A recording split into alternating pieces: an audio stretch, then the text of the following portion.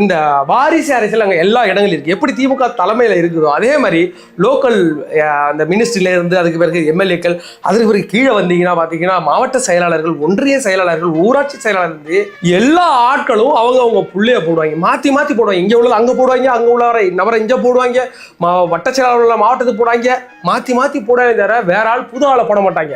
இந்த உமன்ஸ் காலேஜ்லாம் அந்த கல்ச்சரல் பார்த்துருப்பீங்கல்ல, அது ஒரே பாட்டுக்கு தான் டான்ஸ் எல்லாம் ஒரே மாதிரி இருக்கும், பாட்டு மட்டும் தான் வேற வேறையா இருக்கும். அந்த ராதை மனதில் என்ன ரகசியமோன்னு ஒரு பாட்டு ஒன்று வருங்க, அதுக்கு ஒரே டான்ஸ் தான். அதுக்கு பிறகு மார்கழி திங்கள் அல்லவா, இந்த கையை மட்டும் ஆடுறது நிப்பாட்டாது, இடையில இப்படி வர்றது. அதற்கு பிறகு இந்த ஜீன்ஸ் படத்துல ஒரு பாட்டு இருக்கும்ல, அது என்ன பாட்டு, தீனக்கு தன் தின்னா தானே கண்ணோடு காண்பதெல்லாம், எல்லாத்துக்கும் ஒரே டான்ஸ். அதே மாதிரி என்ன ஒண்ணு தீவுகாரங்க ஆளெல்லாம் ஒரே ஆள் தான். இங்க இருந்து நீ மாவட்ட செயலாளரா, நீ வட்ட செயலரா மாறு, நீ வட்ட செயலரா மாவட்ட செயலா மாறு. இவங்களுக்குள்ள ஒரு பெரிய பொலிட்டிக்கல் இருந்துச்சு, ஒரு வாரிசு அரசியல். இதெல்லாம் அங்க பாதிக்கப்பட்டிருக்கு.